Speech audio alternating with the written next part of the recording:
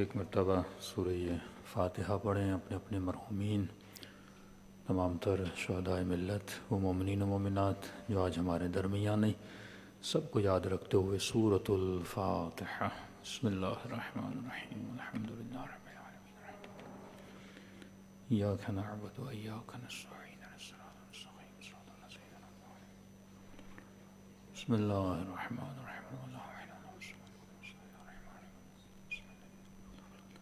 ربنا تقبل منا انك انت السمیع العلیم۔ صلوات پڑھیں محمد و آل محمد۔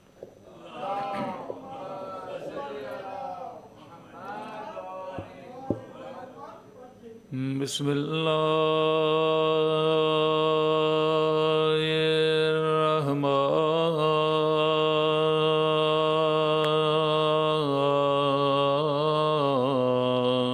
الرحیم۔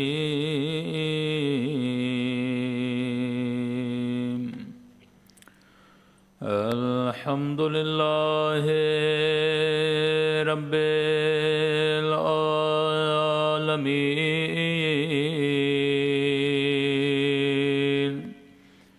الحمد للہ کما هو أهله۔ الصلاة والسلام على سيد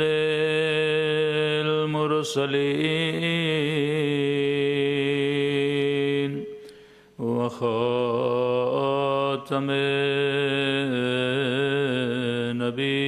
النبيين أبي القاسم محمد، اللهم صل على محمد وعلى آله الطيبين الطاهرين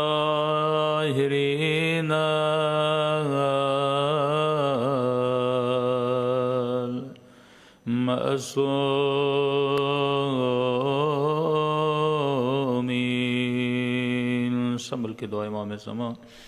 اللہم کل ولیک حجت ابن الحسن صلواتک علیہ وعلی آبائه فی هذه الساعة وفي كل وليا وحافظا وقائدا وناصرا ودليلا وعينا حتى تسكنه أرضك طوعا وتمتعه فيها طويلا برحمتك يا أرحم الراحمين۔ صلوات پڑھیں محمد۔ بسم اللہ الرحمن الرحیم۔ رب اشرح لی صدری ویسر لی امری واحلل عقدۃ من لسانی یفقهوا قولی۔ اما بعد فقط قال سبحانہ وتعالی فی محکم کتابہ بسم اللہ الرحمن الرحیم وما خلقت الجن والانس الا لیعبدون۔ صلوات پڑھیں محمد وعلی محمد۔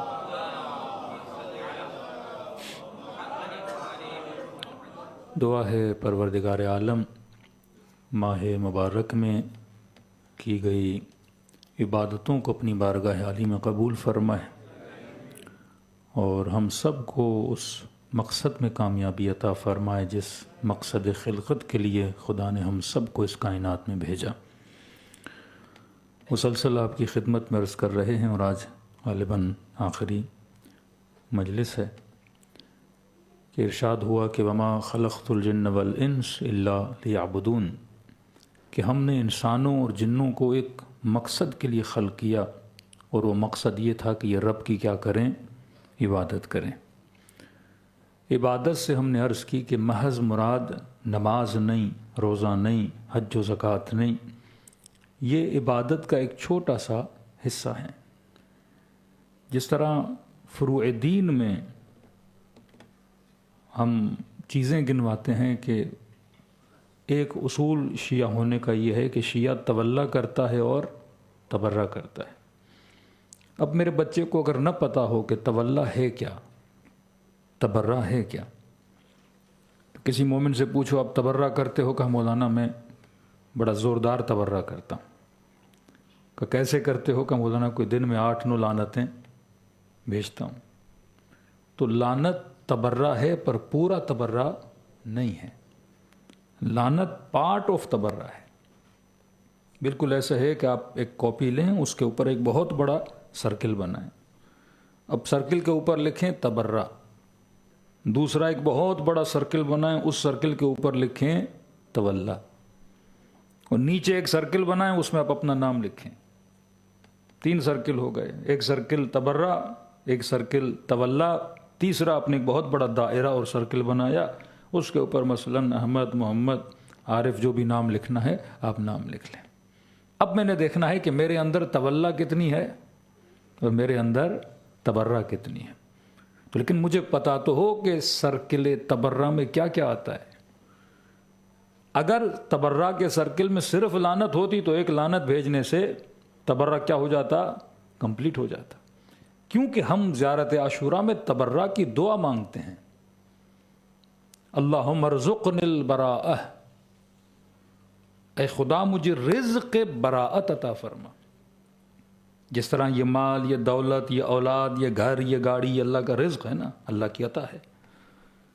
18 دعائیں ہیں زیارت عاشوراء میں، اس پہ پورا خمسہ ہے میرا کہ ہم خدا سے کیا کیا مانگ رہے ہیں۔ اللہم ارزقنی، اے خدا مجھے رزق تبرہ عطا فرما۔ تبرہ ہے کیا؟ رزق تبرہ ہوگا تو بندہ شیعہ ہوگا، زندگی میں تولا ہوگا تو انسان شیعہ ہوگا۔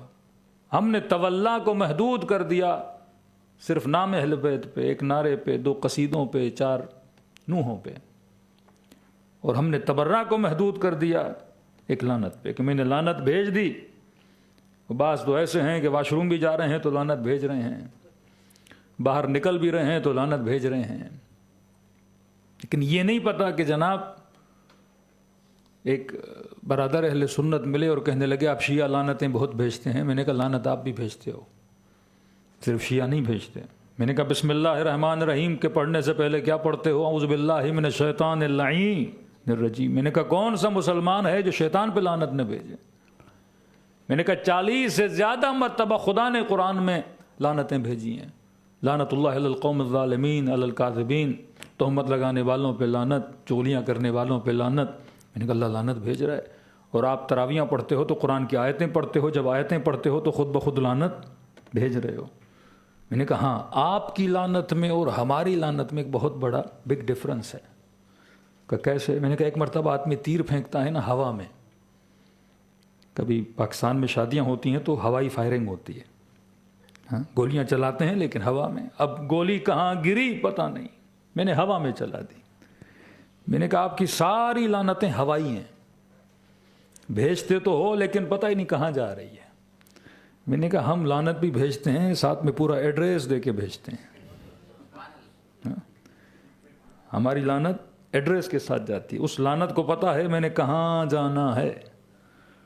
تو ہم میں سے کئی لوگ تبرہ تو کر رہے ہیں کہ جناب لعنت تو بھیج رہے ہو، شاید ایڈریس بھی دے رہے ہو، لیکن اگر کوئی لعنت کو غلط ایڈریس دے دے تو لعنت تو غلط دی ہوئی ایڈریس پہ تو نہیں جاتی نا۔ 70,000 ممبروں سے سب امیر المومنین کیا جاتا تھا۔ اب ضروری تو نہیں کوئی بندہ ایک اچھے بندے کو لعنت کر رہا ہے تو لعنت وہاں جائے، ایک ایڈریس آپ دیتے ہو، ایک ایڈریس خدا نے لعنت کو دی ہوئی ہے۔ لعنت خود چہرے پہچان کے چلی جاتی ہے، لعنت خود گھر پہچان کے وہاں پہ برسنا شروع ہو جاتی ہے۔ اسی طرح رحمت ہے۔ کسی نے میرے معصوم امام سے پوچھا، مولا ہم جب رات کو سوتے ہیں تو آسمان پہ چمکتے ہوئے ستاروں کو دیکھتے ہیں۔ امام نے فرمایا جس طرح تم رات کو سوتے ہو اور تجھے آسمان پہ کچھ ستارے چمکتے ہوئے نظر آتے ہیں، یہ ایڈریس ہے کہ یہ چاند ہے، یہ مریخ ہے، یا عطارد ہے، یہ فلاں ستارہ ہے۔ فرمایا اسی طرح جو آسمانوں پہ فرشتے رہتے ہیں انہیں زمین پر کچھ ستارے نظر آتے ہیں سینکڑوں کی تعداد میں، کہ مولا یہ ستارے کیا ہیں؟ ہم تو یہاں سوئیں، چاند نظر آئے جس پہ سورج کی روشنی پڑے تو وہ چمک رہا ہے، لیکن آسمان پہ رہنے والوں کو زمین پہ ستارے نظر آتے ہیں، مولا وہ ستارے کیا ہیں؟ فرمایا وہ ہمارے چاہنے والوں کے گھر ہیں، جو فرشتوں کو ستارے کی صورت میں نظر آتے ہیں۔ جب یہ رحمت لے کر نازل ہوتے ہیں تو ہر گھر پہ نازل نہیں ہوتے، اس گھر میں نازل ہوتے ہیں جس گھر میں محمد و آل محمد کی محبت پائی جاتی ہے۔ صلوات پڑھے محمد و آل محمد۔ تو اشارہ کر رہا ہوں کہ تبرہ بہت بڑا کنسپٹ ہے۔ اس تبرہ کے کنسپٹ کا اعمال میں سے ایک عمل ہے لعنت کرنا۔ تبرہ پوری لعنت کا نام نہیں ہے کہ میں نے لعنت بھیج دی تبرہ کیا ہو گیا؟ کمپلیٹ ہو گیا۔ اب اگر چھوٹے بچوں کو سمجھانا ہو، یہ مکتب حکمت ہے، پریکٹیکل دین ہے، تو آپ کیسے سمجھا سکتے ہو؟ آپ بچے کو گھر میں لے جاؤ، ایک بڑا سرکل بناؤ تبرہ کا، ایک بڑا سرکل بناؤ تولا کا۔ تولا مطلب جو میں نے کرنا ہے، واٹ ٹو ڈو، جو بچوں نے انجام دینا ہے۔ تبرہ مطلب جو میں نے نہیں کرنا۔ تبرہ مطلب دوری، تولا مطلب نزدیکی۔ آگ سے میں نے کیا کرنا ہے؟ دور بھاگنا ہے۔ جنت و باغ و باغات و ہریالی کی طرف میں نے کیا جانا ہے؟ نزدیک جانا ہے۔ بھائی کئی لوگ مڈغسکر چھوڑ کے کہاں آئے؟ موریشس آئے۔ تو آپ کیوں آئے؟ تو آپ نے تبرہ کیا مڈغسکر سے اور تولا کی موریشس سے، تو کسی چیز نے اٹریکٹ کیا کہ آپ یہاں پر آ گئے نا، اور وہاں کوئی چیز بری لگی کہ آپ اس کو چھوڑ کے یہاں آ گئے۔ اب کہا تبرہ کرو، کس سے؟ دشمنان محمد اور آل محمد سے۔ اب دشمنان محمد اور آل محمد سے تبرہ کیوں کروں؟ پہلے دیکھنا پڑے گا کون ہے دشمن علی، کون ہے دشمن رسول، کون ہے دشمن جناب سیدہ، تو ان کے نام نکالو۔ جب نام نکل آئے تو یہ دشمن کیوں بنا، پھر ان کی صفات کو نکالو۔ کہ ابن ملجم کی صفت کیا تھی؟ ہوسران تھا۔ شمر کی صفت کیا تھی؟ مال پرست تھا۔ ابن سعد کی صفت کیا تھی؟ تخت پرست اور حکومت پرست اور عہدہ پرست تھا۔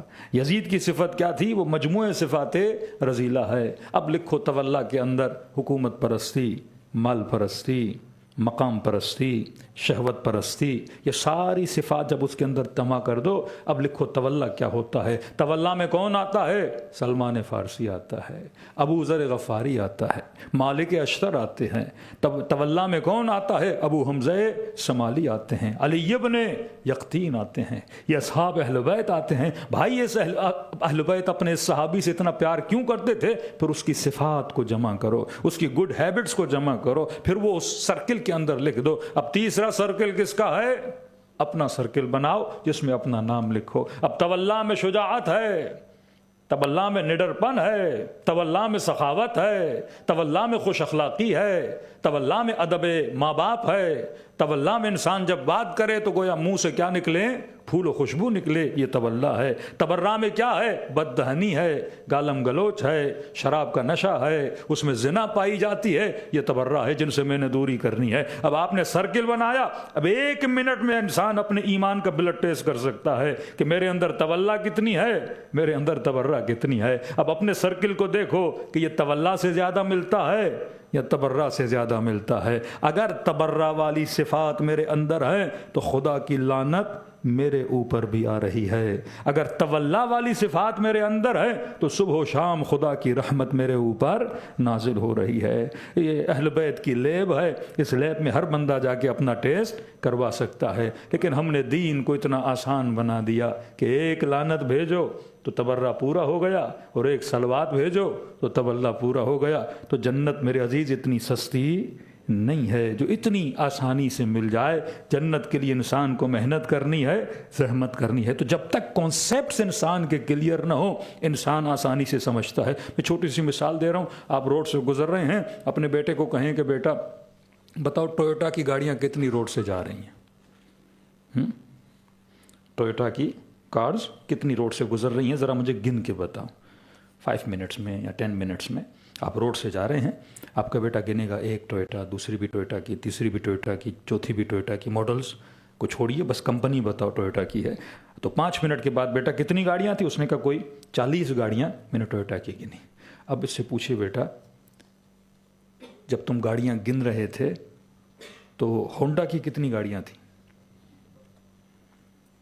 10 منٹ اس نے گاڑیاں گنی نا، اور کون سی گاڑیاں؟ ٹویوٹا کی۔ آپ نے کہا بیٹا ہونڈا کی کتنی گاڑیاں؟ کہا وہ تو مجھے نظر ہی نہیں آئی۔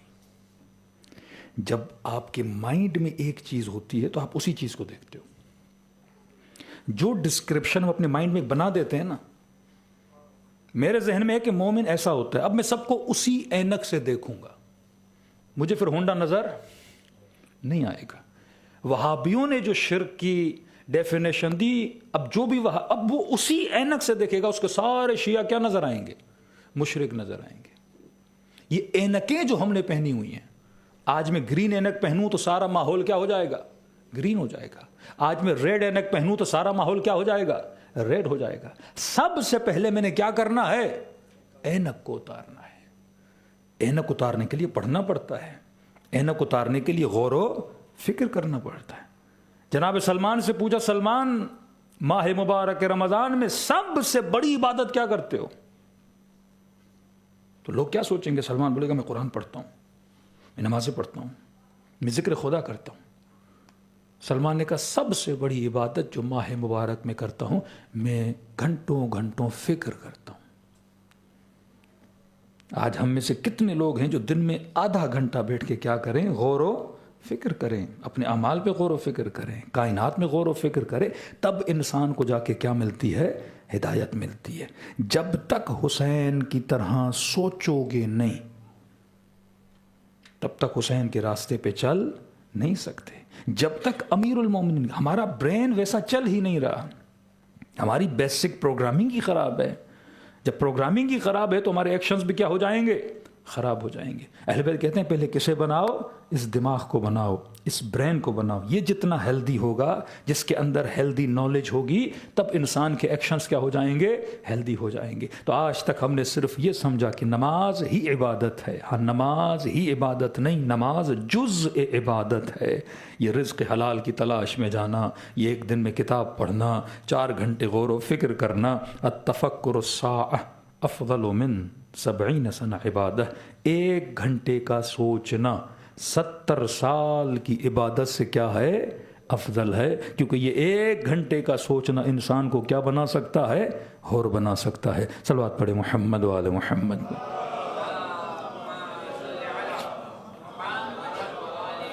کیونکہ آج غالباً آخری مجلس ہے، اگر ہم ایئرپورٹ سے واپس نہیں آئے تو کوشش ہوگی، کیونکہ صرف ایشوز کو ڈسکس کرنا بڑا آسان ہوتا ہے، سلوشنز کی طرف جانا، ہماری قوم سلوشنز کی طرف نہیں جاتی۔ ہم ایشوز تو ہیں، ممبر پہ بیٹھو تو جو کرٹک لوگ ہوتے ہیں یا کرٹیسزم کی مجالس ہوتی ہیں، آپ 10 سال پڑھتے رہو، لیکن جب تک آپ سلوشن نہیں دو گے۔ دین اسلام نہیں انل منکر کا دین بھی ہے اور امر بالمعروف کا دین بھی ہے۔ وہ آپ کو برائی سے روکتا بھی ہے، پھر اچھائی کا راستہ بھی بتاتا ہے۔ ایک چھوٹا سا واقعہ، پھر میں اپنے ٹاپک کی طرف جاؤں تاکہ آپ کا ذہن بھی میری طرف زیادہ کیا ہو جائے؟ متوجہ ہو جائے۔ دیکھیے، ایک ہے انسان بغیر اسٹڈی کیا، ہماری ایک نیچر میں چیز بن گئی، ہم کس چیز کے پیچھے ہیں؟ شارٹ کٹس کے پیچھے ہیں نا۔ پورا سال میں نے پڑھا نہیں، لیکن کہتے ہیں مولانا کوئی ذکر ہے، کوئی ورد ہے کہ آج کل ایگزام ہے اور کل میں نمبرز 100 کے 100 لوں۔ Is it possible?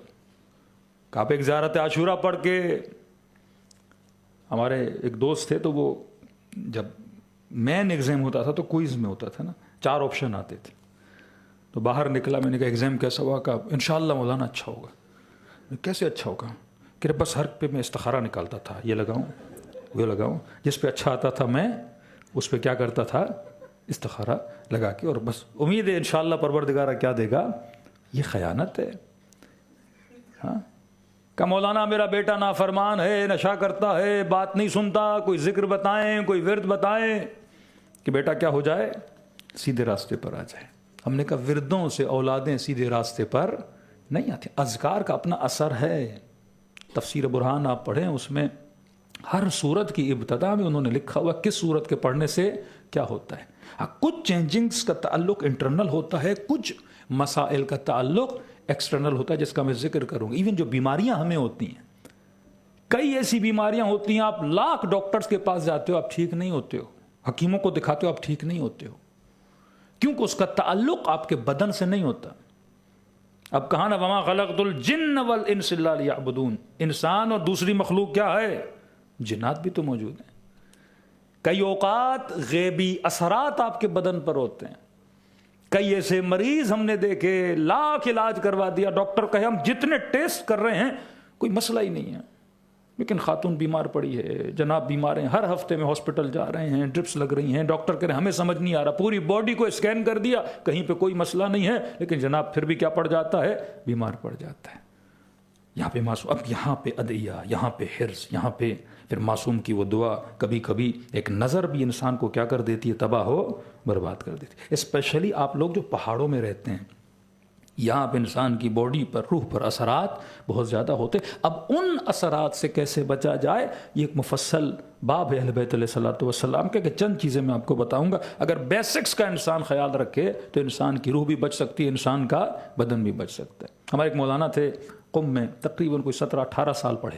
کہتے مولانا پڑھنے کے بعد میں پاکستان کے ایک شہر ہے بکھر، وہاں پہ گیا. پورے شہر میں اعلان ہوا کہ بھائی ایران سے بہت بڑا مولوی آیا ہے، 18 سال تعلیم دین حاصل کرنے کے بعد.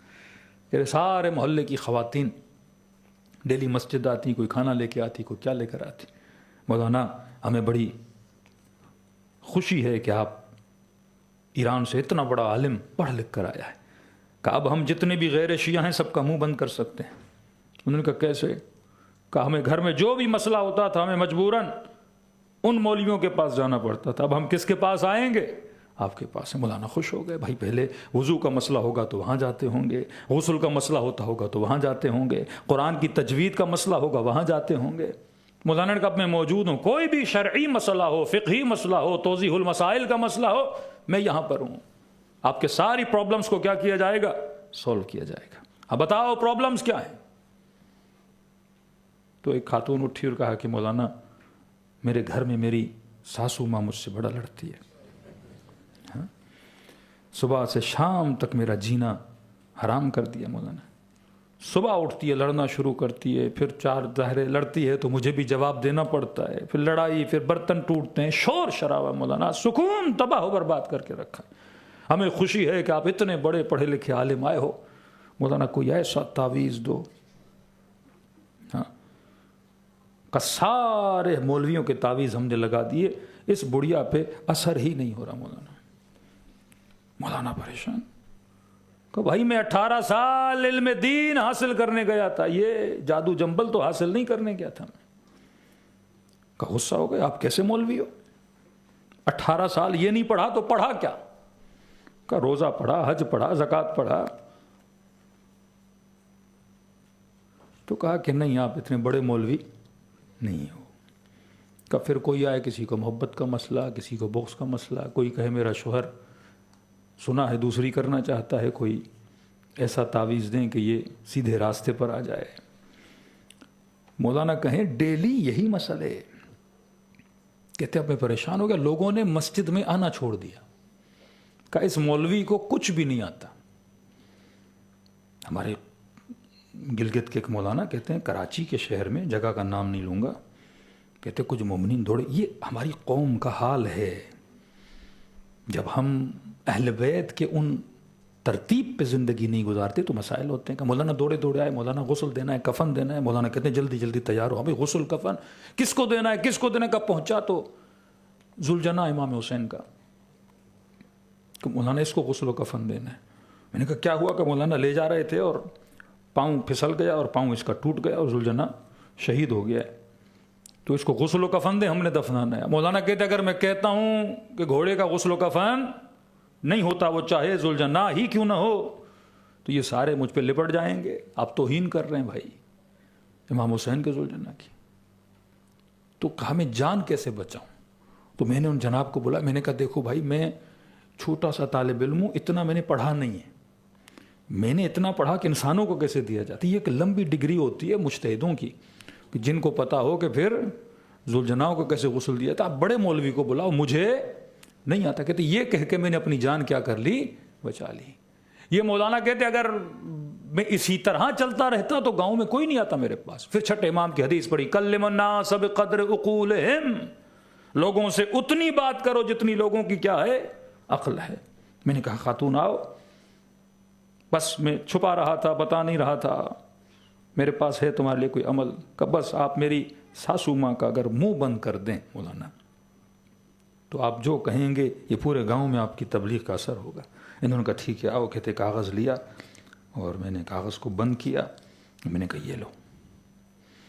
کہ مولانا اس کا کیا کرنا ہے؟ پتھر کے نیچے رکھوں، پنکھے سے باندھوں، دریا میں ڈالوں، تیل میں ڈبو کے جلاؤں؟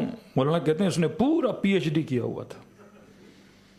میں نے کہا نہیں، نیا نیا طریقہ ہے، کیونکہ بھائی میں قم سے پڑھ کے آیا ہوں اور 18 سال پڑھ کے آیا ہوں، یہ چھوٹے موٹے لوگوں کے طریقے ہیں، طریقہ نیا اور اثر دیکھنا ایسا ہوگا۔ کہ مولانا کیا کرنا ہے؟ کہ دیکھو صبح ہو جیسے تمہاری سانس کے ساتھ تمہاری لڑائی شروع ہو جائے تو اس تعویذ کو رکھنا دانتوں کے بیچ میں، جتنا وہ بولے اتنا اسے دبانا، کا اثر دیکھنا۔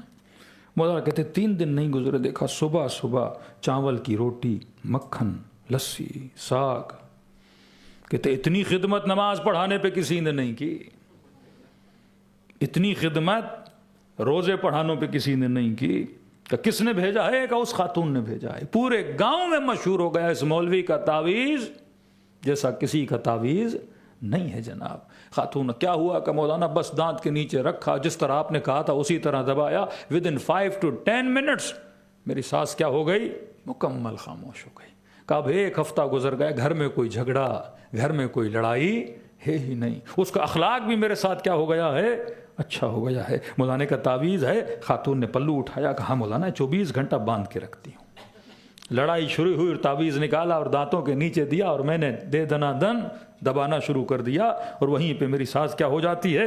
خاموش ہو جاتی ہے۔ تو مولانا نے کہا ذرا تعویذ کو کھولو۔ اس خاتون نے کھولا، کیا دیکھا؟ سفید کاغذ ہے۔ غصہ ہو گئی، مولوی صاحب میرا مذاق اڑا رہے تھے اتنے دن سے، بلینک پیپر کچھ بھی نہیں لکھا اور آپ نے مجھے کہا کہ دباتے جاؤ۔ کہ یہ چھوڑ دو بلینک پیپر ہے، بتاؤ اثر ہوا کہ نہیں؟ کہ یہی تو میرا کمال ہے، لوگوں کے لکھے ہوئے میں اثر نہیں ہوتا، میں نے بلینک پیپر دیا اور اس میں اتنا اثر پایا جاتا ہے۔ پھر اسے بٹھایا کہ اللہ کی بندی، یہ اس کاغذ ٹکڑے کا اثر نہیں تھا، یہ امیر المؤمنین کے فرمان کا اثر تھا۔ اگر شروع دن سے اہل بیت کے فرمان پہ عمل کرتی تمہارے گھر میں کبھی جھگڑا نہیں ہوتا۔ کہ کون سا امیر المؤمنین فرمان کا؟ مولا فرماتے جب بھی 2 لوگوں میں جھگڑا ہو تو عقل مند کیا کرے؟ بہترین کام یہ ہے خاموشی اختیار کرو۔ قرآن وَإِذَا خَاطَبَهُمُ الجَّاهِلُونَ قَالُوا سَلَامًا۔ کہ بہترین جھگڑے لڑائی میں بولا نہ کرو، ایک جملہ تم بولو گے، 2 جملے وہ بولے گا، 4 جملے وہ بولے گا، لڑائی ہاتھا پاتی اور خونم خون ماحول ہو جائے گا۔ فرما بہترین لڑائی میں کام کیا ہے؟ خاموشی اختیار کرو۔ اگلا بندہ بھی بول بول کر تھک جائے گا۔ امام حسن کو ایک بندہ آیا، گالیاں دینے لگا، امیر المومنین کی توہین کرنے لگا۔ صحابی کہتے ہیں ہمیں اتنا غصہ تھا کہ ابھی اس کا سر قلم کر دیں اور امام حسن کے قدموں میں گرا دیں۔ کہ آگے بڑھنا چاہتے تھے، بڑے سکون سے امام حسن نے فرمایا کیا ہو جاؤ؟ خاموش ہو جاؤ، اسے بولنے دو، اسے بولنے دو، اس کے اندر کی جو بھڑاس ہے، جو آگ ہے، جو کینہ ہے، اسے نکال۔ کتنا بولے گا انسان؟ کہتے 2 گھنٹہ بول بول کے تھک گیا، یہاں تک اس کے منہ کا پانی خشک ہو گیا۔ جب تھک گیا تو امام حسن نے کہا اے میرے برادر مسلم، لگتا ہے تجھے پیاس لگی ہے، اور امام نے ایک گلاس پانی کا پلایا کہ اور بھی بولنا ہے تو حسن کو بول دے، جو کچھ تیرے دل میں ہے خالی کر دے۔ جب اس نے سب خالی کر دیا پھر امام نے فرمایا لگتا ہے مسافر ہو، اگر رہنے کے لیے جگہ چاہیے میں تجھے گھر دینے کے لیے تیار ہوں، اگر پیسوں کی ضرورت ہے سفر میں پیسے دینے کے لیے تیار ہوں، اگر سواری تیرے پاس نہیں ہے سواری دینے کے لیے تیار ہوں۔ کہنے لگا حسن ابن علی میں 2.5 گھنٹے سے گالیاں دے رہا ہوں اور آپ مجھ سے خوش اخلاقی سے پیش آ رہے ہیں۔ امام نے فرمایا جو تو کر رہا ہے وہ تو تیرا کردار ہے، جو میں کر رہا ہوں یہ میرے بابا علی کا سکھایا ہوا کردار ہے۔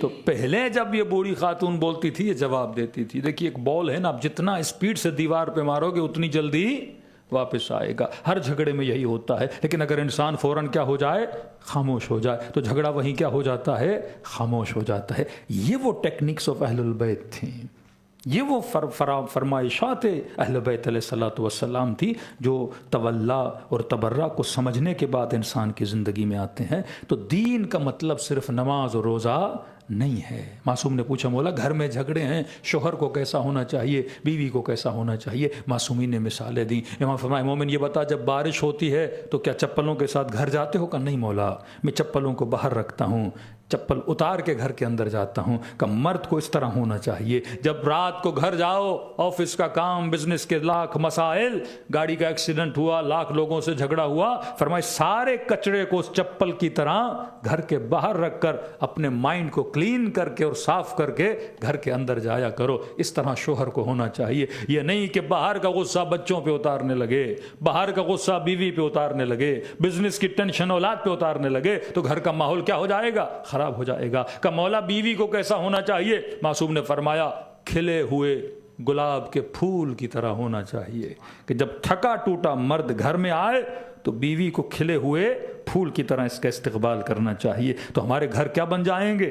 باغ و بہشت بن جائیں گے، جنت بن جائیں گے، اگر انسان اسی طرح اہل بیت کی تعلیمات کو اپنی زندگی میں نازل کرتا ہے۔ تو یہی ہے ربنا آتنا فی الدنیا حسنہ وفی الآخرۃ حسنہ۔ صلوات پڑھے محمد وآل محمد۔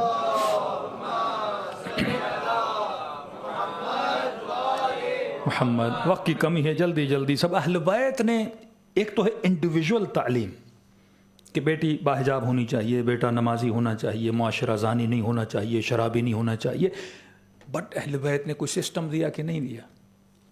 آپ چھٹے امام سے لے کے آگے آن ورڈ آگے جائیں گے تو اہل بیت کا سسٹم آپ کو سمجھ میں آئے گا، اہل بیت کا نیٹ ورک آپ کو سمجھ میں آئے گا کہ یہ مقام تعجب ہے کہ کربلا میں کتنے امام حسین بلا رہے ہیں حل من ناصر، لیکن 72 سے زیادہ لوگ نہیں ہیں، اور وہیں پہ پھر 5ویں امام کا زمانہ آتا ہے 10,000 شاگرد، 20,000 شاگرد، وہیں چھٹے امام کا زمانہ آتا ہے شہر رے پورا شیعہ، قم پورا شیعہ، کاشان پورا شیعہ، بحرین پورا شیعہ، اہواز پورا شیعہ۔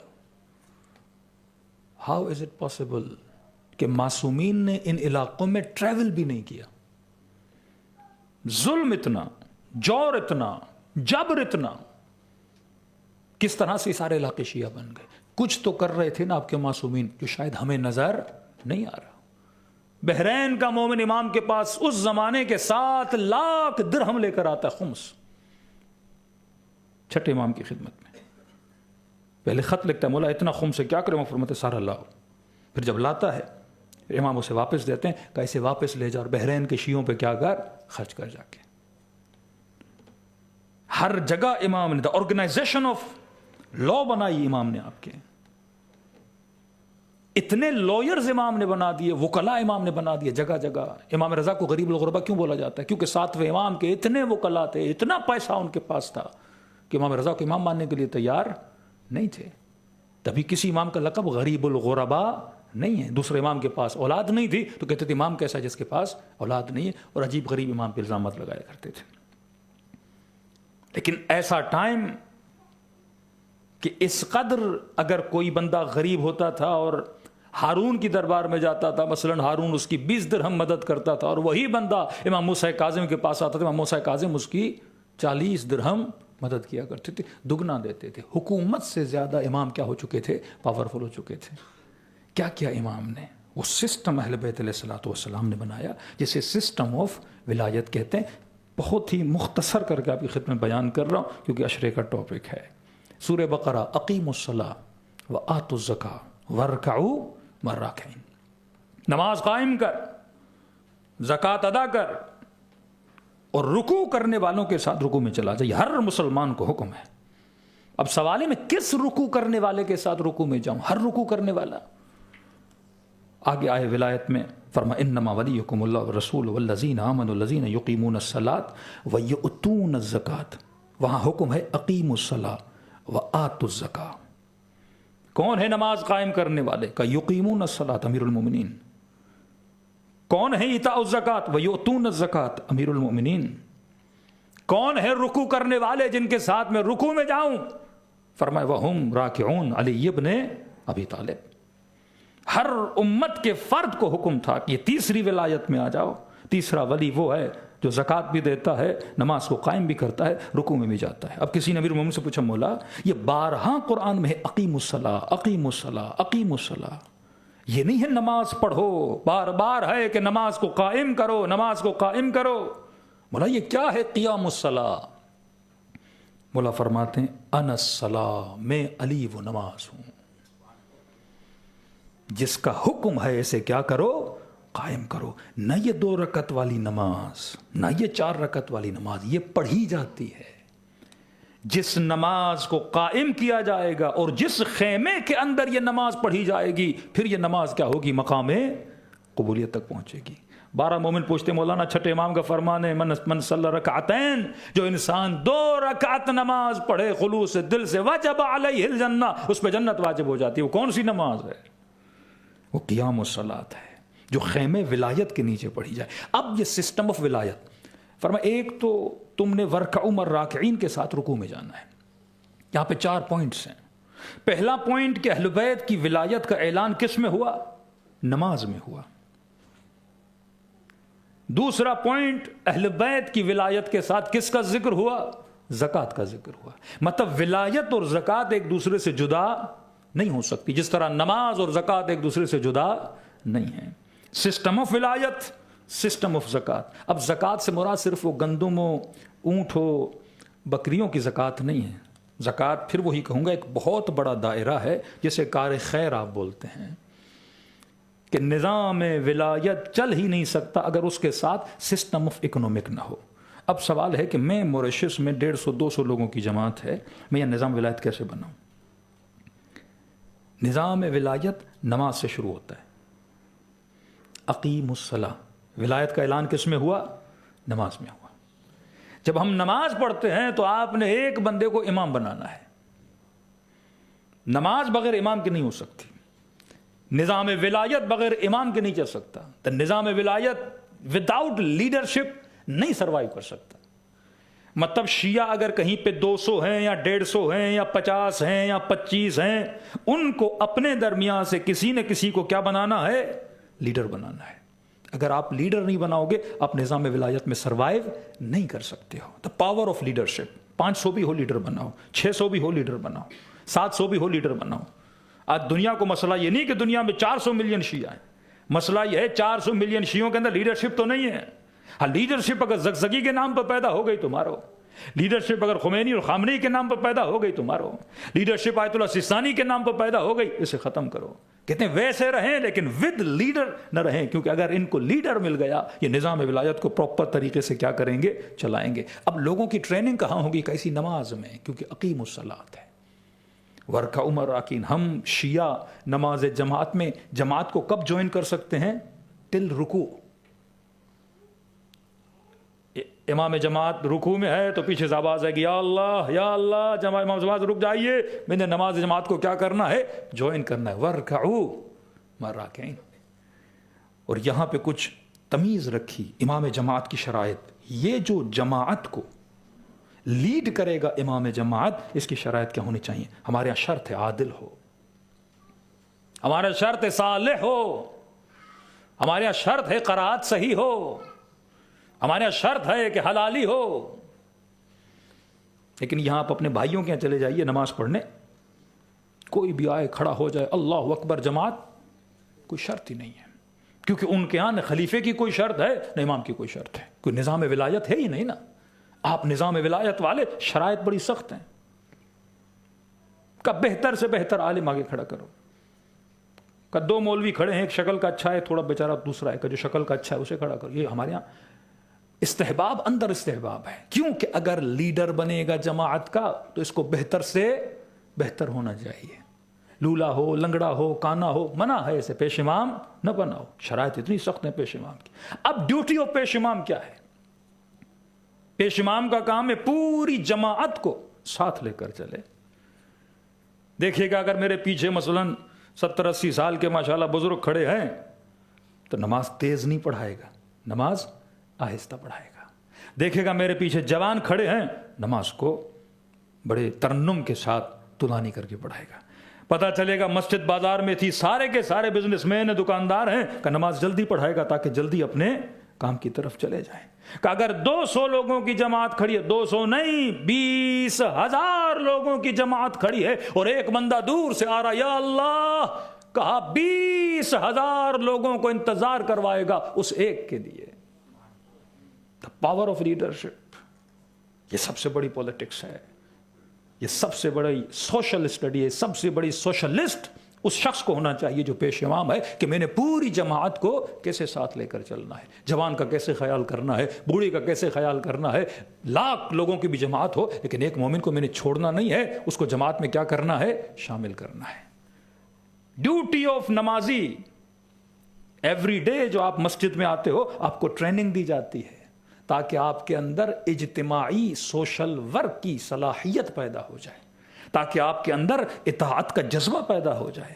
جو بندہ 17 منٹ کی نماز پیش امام کے حساب سے نہ پڑھ سکے وہ امام زمانہ کی بھی اطاعت نہیں کر سکتا. اگر آپ ایک چھوٹے مولوی کی نہیں سن سکتے ہو تو حجت خدا کی بات کہاں سنو گے؟ ہم کس طرح اپنی ذات کو پروو کریں گے کہ امام زمانہ وسلموا تسلیما کی منزل پر ہیں؟ یہ ساری ٹریننگ کہاں ہوتی ہے؟ اسی نماز جماعت میں ہوتی ہے. اب بندہ کہ نہیں میں تھک گیا ہوں, اب نماز جماعت چھوڑ رہا ہوں, کہ نہیں, جماعت میں ہو تو نے جماعت میں کھڑا ہونا ہے. یہ نہیں کہ تم ایکٹ آف فرادہ کرو, پیش امام رکوع میں جائے گا آپ رکوع میں جاؤ گے. اب آپ کہیں گے مولانا کیا نماز جماعت میں میرا اپنا ذاتی فریڈم ختم ہے, جو پیش امام کرے میں کروں؟ کہ نہیں, فریڈم نہیں ختم ہو رہا. نظم کے ساتھ تو نے سوسائٹی میں چلنا ہے, بٹ تمہارا فریڈم اپنی جگہ پر ہے. تمہارے ایکٹ جو ہیں وہ ایک طرح ہونے چاہیے, لیکن سورہ حمد صرف امام جماعت پڑھے گا, قل واللہ امام جماعت پڑھے گا, رکوع میں تمہاری مرضی ہے تم خود پڑھو, قنوت میں تمہاری مرضی ہے تم جو دعا پڑھو, لیکن جو ردھم ہے, جو نظم ہے, جو ضبط ہے وہ تمہارا کبھی ٹوٹنا نہیں چاہیے. اسی نظم کو نظام ولایت بولتے ہیں. شیعہ معاشرہ کبھی بھی پیش امام سے خالی نہیں ہو سکتا. دوسری چیز آپ کو دی نظام خمس, جس کو آپ زکوٰۃ بول سکتے ہو. مطلب نظام ولایت وداؤٹ اکنومیکل پاور سروائیو نہیں کر سکتا. آپ کے مجتہد کو, آپ کے مرجع کو کسی بھی گورنمنٹ کے ایسٹس کی ضرورت نہیں ہے, فنڈز کی ضرورت نہیں ہے. Funds inside the community generate ہوتا ہے. ایک طرح کی آپ کی اپنی حکومت ہے. دنیا کی کوئی بھی حکومت, اس میں کیا چاہیے, بجٹ چاہیے نا. بجٹ ہوگا تو پھر آپ کس کو رن کرو گے, پروجیکٹس کو رن کرو گے. تو اہل بیت نے آپ کے اندر ہی سسٹم دیا کہ آپ خود فنڈز کو کیا کرو, جنریٹ کرو, اور سسٹم کو کیا کرو, مضبوط کرو. اب آپ کہیں گے مولانا اتنا مضبوط سسٹم تھا تو ہم لوگ ناکام کیوں رہے؟ کیونکہ ہم نے نظام ولایت کو سمجھا نہیں. ہمارے ہاں جو مرکز تھا وہ مسجد تھی. پاکستان میں ایک جگہ ہے گلگت اور بلتستان, اسی سال میں وہاں گیا تو انہوں نے بتایا مولانا یہاں تقریباً اراؤنڈ 8 لاکھ سے 1 ملین تک شیعہ ہیں. کا پورے بلتستان کے جیل میں ایک بھی شیعہ نہیں ہے. تب یہ ریکارڈ ہے کہ ایک شہر ہے جہاں 1 ملین لوگ رہتے ہیں, لیکن وہاں کے جیل کیا ہیں, سارے کے سارے خالی ہیں. کہ اگر 6-7 اور بھی ہیں تو وہ ہمارے فرقے سے نہیں ہیں, وہ کہیں اور کے ہیں. انہوں نے بالکل نظام ولایت کو فالو کیا. کس طرح نظام ولایت کو فالو کیا؟ مسجد آپ کا مرکز, نکاح مسجد میں, طلاق کے مسئلہ مسجد میں, ارث کے مسائل مسجد میں, سوسائٹی کے سارے ایشوز مسجد میں, مومنوں کا آپس میں اختلاف مسجد میں, ارث کے مسائل مسجد میں. اگر کوئی یتیم ہے, اگر کوئی غریب ہے, وہ کہاں سے مدد مانگنے آئے گا؟ مسجد سے. اگر کوئی بیوہ ہے, مدد کہاں سے مانگنے آئے گی؟ مسجد سے. ہمارے یہاں سسٹم تھوڑا الٹا ہو گیا. ہمارے یہاں افریقہ کو چھوڑ کر جتنے پاکستان اور انڈیا کو دیکھ لیں, ایران کو دیکھ لیں, عراق کو دیکھ لیں, پیش امام مثلاً مولانا ہے. اب مولانا کو کیا ہونا چاہیے تھا؟ لوگوں کا جو رجوع ہے وہ کس کی طرف ہو؟ مولوی کی طرف ہو.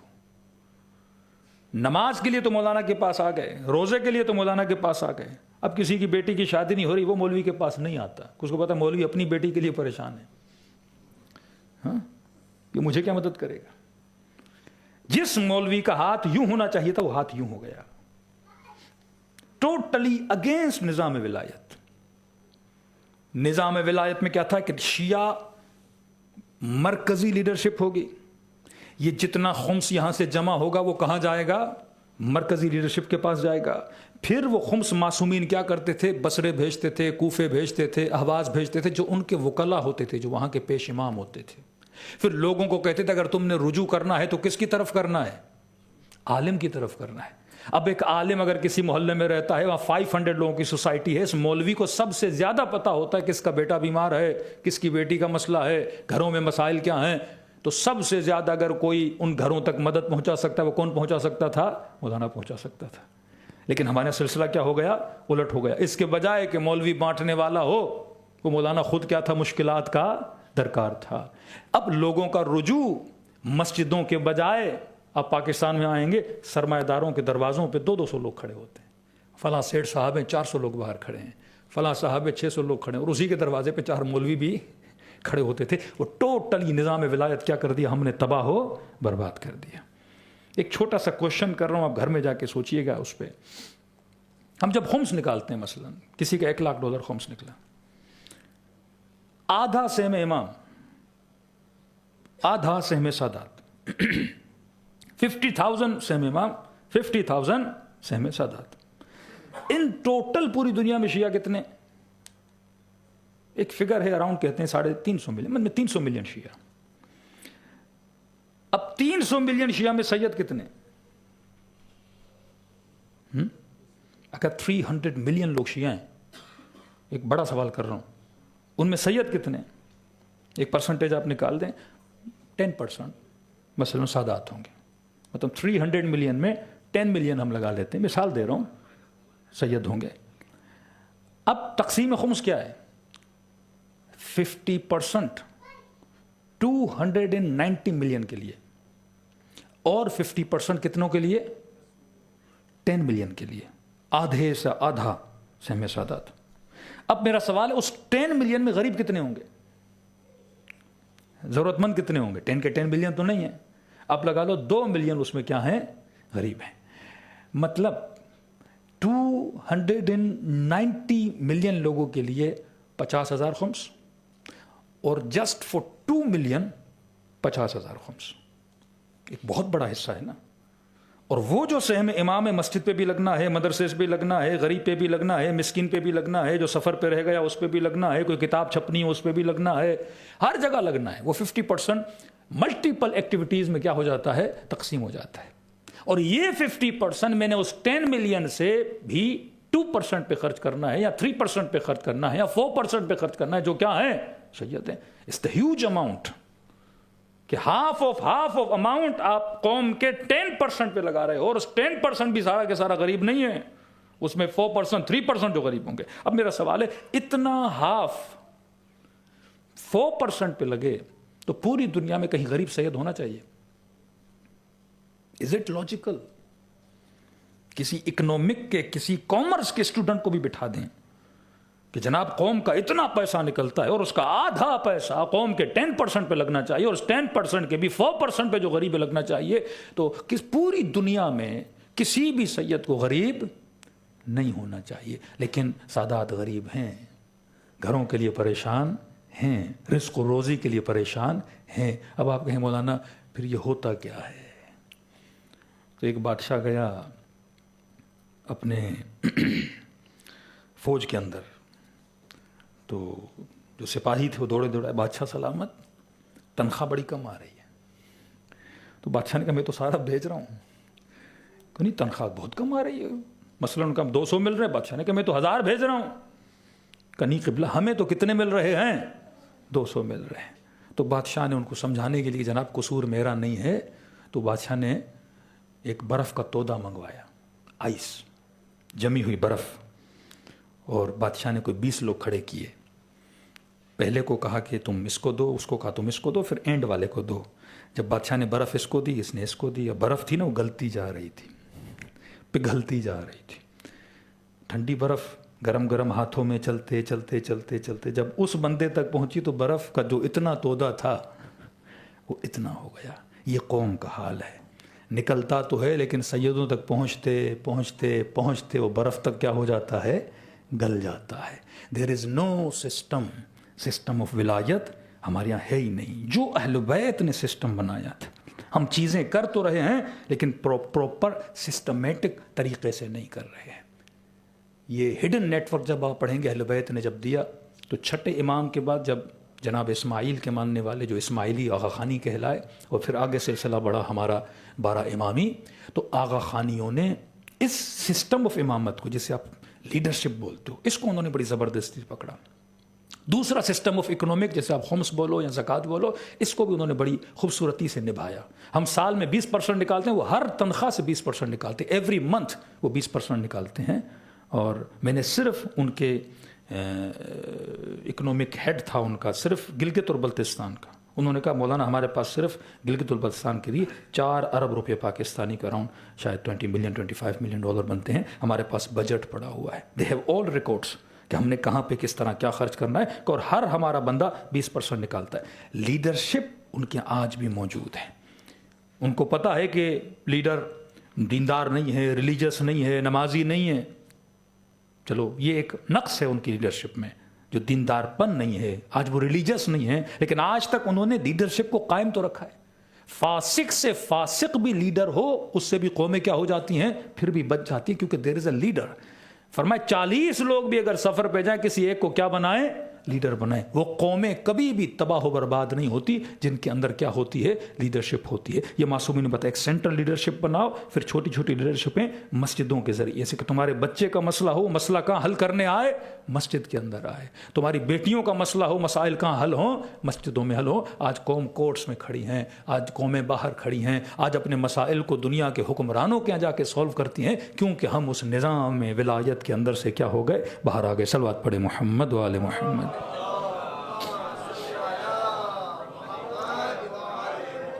انڈیویجولی کچھ علماء نے محنت بھی کی, زحمت بھی کی, اور اللہ نے ان کو کامیابیاں دی. جیسے میں نے تیسری مجلس میں طب اہل بیت پہ آپ کی خدمت میں تھوڑا پڑھا, آج تھوڑا سا اشارہ کروں اور ربط مصیبت کی طرف بڑھوں. آج ہم اہل بیت کو مان تو رہے ہیں, میں کہتا ہوں ایک شیعہ کم از کم اس کی ایج 90 ایئرز ہونی چاہیے. اگر اس زمانے میں میرا رول ماڈل آیت اللہ بہجت ہے, امام خمینی ہے, آیت اللہ سیستانی ہے, تو آپ بہجت 90+, آغا وحید خراسانی 90+, آغا خامنئی اراؤنڈ 80 اور میں بھی 80+. ہم کیوں بیمار پڑ جاتے ہیں؟ کہ آج مولانا موریشس میں 50% لوگوں کو شوگر ہے. ہاں, شیعہ اہل بیت بیٹری لگا کے چل رہا ہے, شیعہ اہل بیت دوائیاں کھا رہا ہے, پریشان ہے. کیوں کہ ہم نے پراپر اہل بیت کی بتائی ہوئی تعلیمات کو استعمال نہیں کیا. نہ صرف استعمال کیا, ہم نے اس پہ انویسٹ بھی نہیں کیا. ہم نے آج اے آئی کا زمانہ ہے, آپ 4 کتابیں سسٹم میں ڈال دو, اے آئی سے کوشچن کرو, آپ کو کیا دے گا, آنسر دے گا. ہاں, بڑی آسانی سے. ایک مومنہ تھیں, وہ مشہد میں بیمار ہو گئیں, ان کو فیٹی لیور ہوا. ڈاکٹر کے پاس گئے, ڈاکٹر نے دوائیاں دی, کہ اس کا علاج بڑا مشکل ہوتا ہے, اب دوائیاں کھائیں, اس کے بعد دیکھتے ہیں. معصوم کی ایک روایت تھی, آیت اللہ تبریزیان نے بڑی محنت کی, زحمت کی اس پہ. ایک چھوٹی سی انہوں نے جڑی بوٹی بتائی. انہوں نے کہا کہ آپ سنائے مکی, کچھ پتے ہیں لمبے لمبے گرین پتے ہوتے ہیں جس کو سنا بولا جاتا ہے. مکے کی ہو تو بہتر ہے, بنگلہ دیش کے بھی آتے ہیں, وہ بھی بڑے اچھے ہوتے ہیں. کہ سنائے مکی, 1 مٹھی سنائے مکی, اور اس کے اندر 1 چمچ گلاب کی سوکھی پتیاں آپ ڈال کے اس کو پانی میں 2 گلاسوں ابال کے, جب 1 گلاس بچ آپ پئیں. فیٹی لیور وہ بھی گریڈ 2 کا. کتنے دن پینا ہے مولانا, کا ہفتے میں 1 بار, تقریباً 4 ہفتے آپ پئیں. وہ خاتون نے استعمال کیا اور 4 ہفتوں کے بعد ڈاکٹر کے پاس گئیں. ایک سمپل سا سنائے مکی, ڈاکٹر کے پاس گئیں. ڈاکٹر شاک ہو گئی کہ آپ نے کون سی دوائی کھائی ہے, 4 ہفتے میں 2 گریڈ کا فیٹی لیور کبھی صحیح نہیں ہوتا, اور مکمل ان کا لیور کیا ہو گیا, صاف اور ستھرا ہو گیا. ہاں, یہ معصومین کے چھوٹی چھوٹی چیزیں اگر انسان اس پہ عمل کرے تو انسان کیا ہو جاتا ہے؟ کامیاب ہو جاتا ہے. ہمارے پاس چیزیں موجود ہیں لیکن ہم ان چیزوں کو صحیح طریقے سے لوگوں کے درمیان پیش نہیں کر پاتے. انگریز کی خوبی یہ ہے وہ چیز بناتا بھی ہے اور اس کی پریزنٹیشن اتنی بڑی ہوتی ہے. پروڈکٹ ہوگا 1 روپے کا خرچہ، اس کی مارکیٹنگ پہ کتنا کرے گا؟ 5 روپے خرچہ کر دے گا اس کو خوبصورت دکھانے میں. ایک چھوٹی سی چیز آپ لیتے ہیں، پیکنگ وہ اتنی خوبصورت بناتے ہیں، آپ چیز کو چیز کی وجہ سے نہیں لیتے، پیکنگ کی وجہ سے لیتے ہو. They know how to play with your mind. ان کو پتا ہے کہ آپ کے ذہنوں کو، آپ کی نسلوں کو اٹریکٹ کیسے کرنا ہے. سائیکولوجیکلی وہ آپ کا اپنی دکانوں تک لاتے ہیں. آپ ایک روڈ سے جا رہے ہو، گاڑی مثلا 80 کی اسپیڈ سے جا رہی ہے. 80 کی اسپیڈ سے جب آپ راستے سے جاتے ہو تو بل بورڈز لگے ہوتے ہیں. تقریباً 20 بل بورڈز آپ نے دیکھے.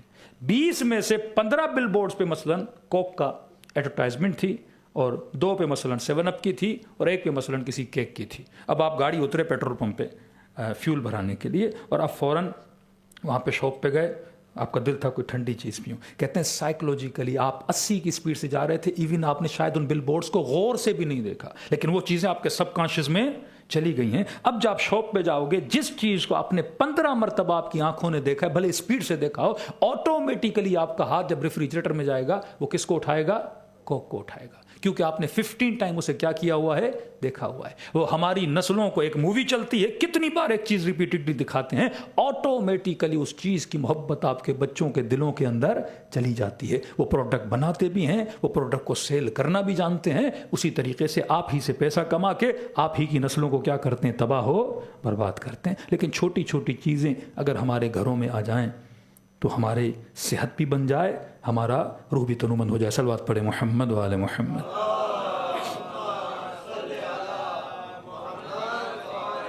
اب ایک چھوٹا سا اشارہ کروں دماغ کے لیے کہ المؤمن کیس، مومن تیز ہوتا ہے. ایک مومن بھائی ہیں، ان کے بیٹے کو بھی فٹس کا مسئلہ تھا، اللہ ان کو صحت کاملہ عاجلہ نصیب فرمائے. تو یہ فٹس کیوں پڑھتے ہیں؟ اس کو اسلام میں صرع بولتے ہیں اس بیماری کو. یہ کبھی بچپن سے ہوتی ہے، کبھی انسان کے دماغ میں ٹیومر ہوتا ہے اس کی وجہ سے ہوتی ہے. لیکن علماء فرماتے ہیں دماغی جو امراض ہیں اس کا تعلق صرف جسم سے نہیں ہوتا، ہاں باہر کے اثرات سے بھی اس کا تعلق ہوتا ہے. کہ ملتا ہے ایک شخص امام رضا سے ملنے اور ملتے ملتے اس کو فٹس پڑ گئے تو امام فرمایا اس کو صرع کی بیماری ہے. تو فوراً امام رضا نے پانی منگوایا اور پانی پہ الحمد اور معوذتین یعنی قل اعوذ برب الناس قل اعوذ برب الفلق پڑھ کے اس کے چہرے پہ مارا اور فوراً وہ مومن کیا ہو گیا؟ ٹھیک ہو گیا. دوسرا کسی جنگ میں رسول خدا کے سامنے اسی طرح ایک مومن کی طبیعت خراب ہو گئی کیونکہ اتنی خطرناک بیماری ہے. کئی لوگوں کی اموات اس بیماری میں ہو جاتی. بندہ ڈرائیونگ کر رہا ہے، اچانک حملہ آور ہو جاتی ہے بیماری اس کے دماغ پہ، تو کہیں پہ ایکسیڈنٹ ہو جاتا ہے، چلتے چلتے انسان گر جاتا ہے، اس قدر انسان مشکلات میں پڑ جاتا ہے. تو فوراً رسول خدا نے اس کے کان میں کیا پڑھی؟ سورہ الحمد پڑھی، سورہ حمد پڑھی. اور یہ یاد رکھیے حدیث معصوم میں اگر 70 مرتبہ سورہ حمد خلوص سے دل سے مردے پہ پڑھی جائے تو مردہ بھی زندہ ہو سکتا ہے. آج سائنٹیفکلی یہ پروو ہے. پہلے لوگ ہنستے تھے، مولانا یہ چیز پڑھیں گے اس کا فائدہ کیا ہوگا؟ یوٹیوب پہ چلے جائیے، ایک ٹرائل انہوں نے کیا ہے. ایک گلاس میں پانی، دوسرے گلاس میں پانی، گلاس کے اندر مولکولز ہوتے ہیں، اس کی خاص شکل ہوتی ہے. تو کہتے ہیں ایک گلاس پہ انہوں نے بسم اللہ الرحمن الرحیم الحمد پڑھنا شروع کیا تو وہ جو اندر سیلز تھے ان کی شکل پھول کی طرح خوبصورت بنتی گئی. دوسرے جو تھے ان کی شکل ویسی کی ویسی رہی. کسی مولانا نے ایران میں کیا کہ ایک پھل ہم نے آدھا کاٹا، دوسرا کاٹا، ایک پھل پہ کوئی برے الفاظ بولے، دوسرے پھل پہ اچھے الفاظ بولے، کہ جس پہ برے الفاظ بولے گئے وہ پھل زیادہ بہت جلدی خراب ہو گیا. جو آپ بولتے ہو اس کا اثر پانی پر بھی ہوتا ہے، اس کا اثر کھانے پر بھی ہوتا ہے. پہلے علماء مجلس میں آتے تھے، دعائے کمیل ہوتی تھی، زیارت عرفہ، زیارت عاشورہ، آ کے پانی رکھتے تھے، پانی پہ پھونکتے تھے، پھر پانی کیا کرتے تھے؟ پیتے تھے. شب 19 آئے گی، اب دعائے دوشن کبیر پڑھیں گے، جوشن کبیر، کیونکہ پازیٹیو انرجی فوڈ پر بھی کیا کرتی ہے؟ اثر ڈالتی ہے. آپ سفرے پہ بیٹھے، آپ نے اللہ کا نام لیا، آپ نے اچھی باتیں کی، لیکن جس گھر میں کھانا بن رہا اور خواتین نیگیٹیوٹی پھیلا رہی، ہاں کبھی سوتن کو گالیاں، کبھی نند کو گالیاں، کبھی سانس کو، اب کھانا بھی بن رہا ہے اور گالیاں بھی ماشاءاللہ کھانے پہ آ رہی ہیں. اب یہ کھانا بچوں کے پیٹ میں جائے گا، وہ پازیٹیو انرجی نہیں ڈالے گا ان کے اوپر کون سا اثر کرے گا؟ نیگیٹو انرجی کا. تو ذکر کا بڑا فائدہ ہے. آپ بسم اللہ الرحمن الرحیم پڑھتے ہو، کھانے پہ ڈالتے ہو، آپ پازیٹیو ہو کے بیٹھتے ہو، 4 اچھی باتیں کر. یہ بھی اللہ کی مخلوق. ایک پانی کے گلاس کے اندر لاکھوں کروڑوں سیلز ہوتے ہیں جو زندہ ہیں، حیات ہیں. جب آپ پڑھتے ہو تو ان کے اوپر کیا ہوتا ہے؟ اثر ہوتا ہے. تو معصوم فرمایا جس کو کوئی بھی دماغی امراض ہے تو کہتے ہیں آپ زعفران مشک لیں یا زعفران لیں. اگر مشک اویلیبل نہیں ہے تو گلاب کا پانی، ہاں گلاب کے پانی میں تھوڑی سی زعفران. اب زعفران بھی خوشبو والی، گلاب بھی کیا ہے؟ کوئی بھی دعا بدبو کی چیز سے لکھی نہیں جاتی، خوشبو سے اس کا اثر کیا ہوتا ہے اور زیادہ ہوتا ہے. کہ آپ 7 مرتبہ سورہ حمد کو کسی برتن پہ لکھو اور برتن پہ لکھنے کے بعد اس کو دھو. جس بندے کو یہ دماغی امراض ہیں آپ اس کو 1 مہینے تک پلاؤ، خدا اسے کیا دے گا؟ شفائے کاملہ اور عاجلہ دے گا. اب دماغ کا مسئلہ یہ معصومین فرماتے ہیں کبھی کبھی دماغ پہ ٹھنڈے اثرات پڑتے ہیں. جو سردی ہے اس وجہ سے انسان کو دماغی مسائل ہوتے ہیں. ایک آدمی گاڑی چلا رہا ہے، اچانک کسی نے ہارن دیا کہ اچانک غصے میں آ گیا، جبکہ اس کو اتنا غصہ نہیں کرنا چاہیے تھا. کہ مولانا مجھے نہیں پتا، مجھے غصہ بہت زیادہ آتا ہے. ان سب کا تعلق کس کے؟ دماغ کے ٹھنڈے پن سے ہے. تبھی معصوم فرماتے ہیں وہ چیزیں کھاؤ جس سے آپ کا برین کیا رہے؟ گرم رہے. یہ گرمی غصے والی نہیں ہے، مطلب بلڈ کی سرکولیشن اتنی رہے، آپ کی نسیں ہمیشہ کھلی رہیں. اور جب دماغ انجن جب آپ کا اچھا رہے گا تو پوری باڈی کیا رہے گی؟ فٹ رہے گی. مطلب سستی بہت ہے، نماز میں سستی آ جاتی ہے، بار بار نیند آ جاتی ہے، چھوٹی چھوٹی بات پہ غصہ آ جاتا ہے، چڑچڑاپن میری باڈی میں آ جاتا ہے، یا کسی کو فٹس پڑتے ہیں، مختلف بیماریاں. سب کا تعلق کس سے ہے؟ دماغ سے ہے. اس سے معصوم کلی ایک وسیلہ بتاتے ہیں کہ ہمیشہ اپنے دماغ کو ٹھنڈی چیزوں سے بچایا کرو. ٹھنڈی چیزیں، وہ غذائیں، وہ کھانے جو بہت زیادہ کیا ہیں؟ ٹھنڈے ہیں، ان کھانوں کو استعمال نہیں کیا کرو اگر آپ کے سر میں زیادہ درد ہوتا ہے، سستی ہوتی ہے. اب معصوم کے 3 مشورے پہ عمل کریں. بچے آپ کے ماشاءاللہ بھی چھوٹے ہیں، ابھی سے ان کے کھانے میں یہ چیزیں آپ ایڈ کر دیں، کبھی بھی ان کو فیوچر میں ایسی بیماریاں نہیں ہوں گی. پہلی چیز، امام رضا کے بعد شخص ہے مولا مجھے بیٹے کا بیٹا چاہیے، بیٹیاں ہیں الحمدللہ، مولا میرا دل ہے کہ خدا میری زندگی میں برکت بھی نازل کر. تو ایک سمپل آپ نے سب امام فرمایا پیاز کھاؤ اور انڈے کے ساتھ، اور اس میں زیت ملاؤ. زیتون کا تیل جو ہے وہ گرم ہے، وہ آپ کے برین کو ہمیشہ کیا رکھتا ہے؟ اس تک گرمی پہنچاتا ہے، ٹھنڈک اس سے کیا کر دیتا ہے؟ دور کر دیتا ہے. اور آج کل کے یہ اولیو آئل نہیں جن کے اندر اس کی بدبو کو مار دیتے ہیں، جو ورجن ہو جس میں اوریجنل خوشبو ہو. اور زیادہ تیل کو معصوم فرماتے پکاؤ بھی نہیں، ہلکا سا اس کو پکا کے تیز آنچ پہ منع کرتے ہیں، ہلکی سی آنچ پہ، کیونکہ اس کے جتنے اثرات ہیں وہ کیا ہو جاتے ہیں؟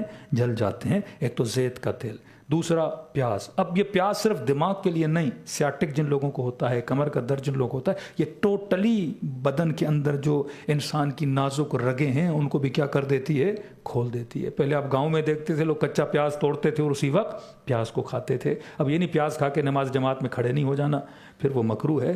لہسن کھا کے، پیاز کھا کے پھر کم از کم آدمی برش بھی کرے تاکہ کسی مومن کو اس کے منہ کی بدبو سے تکلیف نہ ہو. بعض لوگ مستحبات میں ادھر لٹک جاتے ہیں اور ادھر آ کے مکروہات میں پھنس جاتے ہیں. دونوں چیزیں انسان کیا رکھے؟ بیلنس میں رکھے. ایک تو پیاز، دوسرا فرمایا زیتون کا تیل.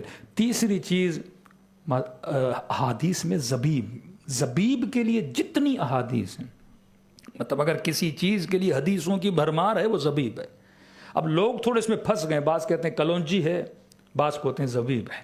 لیکن اکثر علماء کی تحقیق ہے کلونجی بھی اپنی جگہ، لیکن زبیب کہتے ہیں بلیک کلر کی جو کشمش ہوتی ہے، بغیر دانے والی لال کشمش. تو معصوم فرماتے 1 مسقال یا نہار منہ صبح اٹھے 21 دانے اس کشمش کے کھائے تو اس سے پورا بدن اس کا کیا رہے گا؟ گرم رہے گا. خون اس کا کیا رہے گا؟ صاف اور ستھرا رہے گا. اگر کوئی انسان کشمش کو اپنی زندگی میں ڈال دے، زیتون کو اپنی زندگی میں ڈال دے، پیاز کو اپنی زندگی کے کھانوں میں ایڈ کر دے، کبھی بھی اس انسان کو دماغی امراض نہیں ہوں گی. صلوات پڑھے محمد و آل محمد.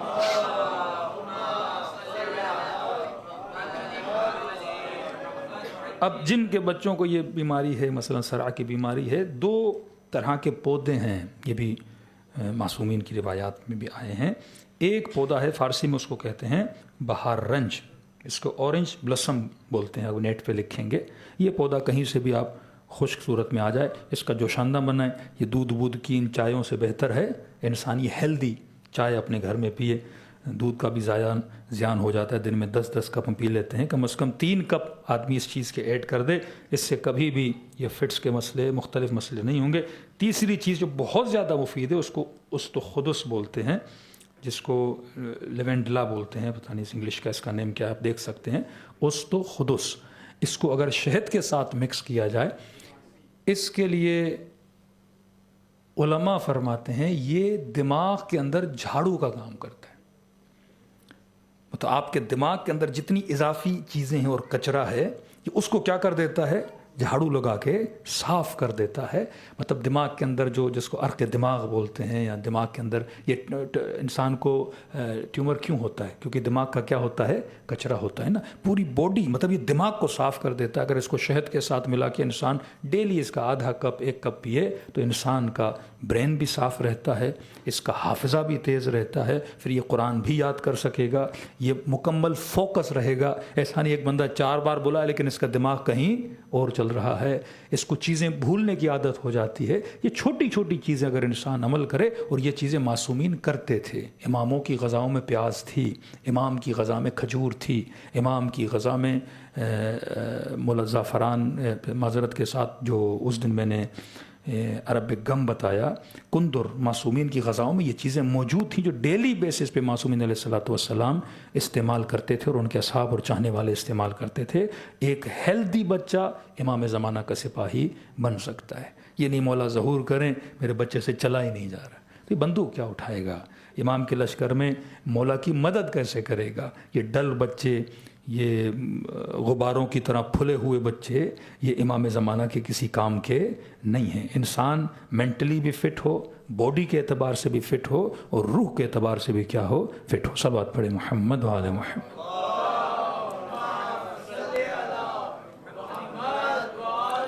محمد وعجل فرجهم. بہت ساری چیزیں ہیں جس پہ انسان کو کام کرنے کی ضرورت ہے, لیکن افسوس سے کام کیا نہیں جاتا. خدا ہم سب کو توفیق دے کہ نہ صرف اسلام کا نام بلکہ وہ سسٹم آف اہل بیت ہے, انسان اس کو کیا کر سکے, زندہ کر سکے. میڈیا میں ہم پیچھے ہیں, بچوں کے کارٹونز میں ہم پیچھے ہیں, ڈرامہ سیریل دیکھیں, دشمن بنا رہا ہے, ہم کچھ بھی نہیں بنا رہے. اور یہ وہ چیزیں ہیں جو 24 گھنٹہ میرے بچے کے ہاتھ میں کیا ہے, موبائل ہے. اگر میں آپ سے بولوں کوئی 5000 منٹس ہم نے کوئی مٹیریل بنایا ہے, 5000 منٹ کا مٹیریل ہو جو ہم اپنے بچوں کے لیے بنایا ہو, آپ کہیں گے نہیں مولانا, دیر از اے بگ زیرو.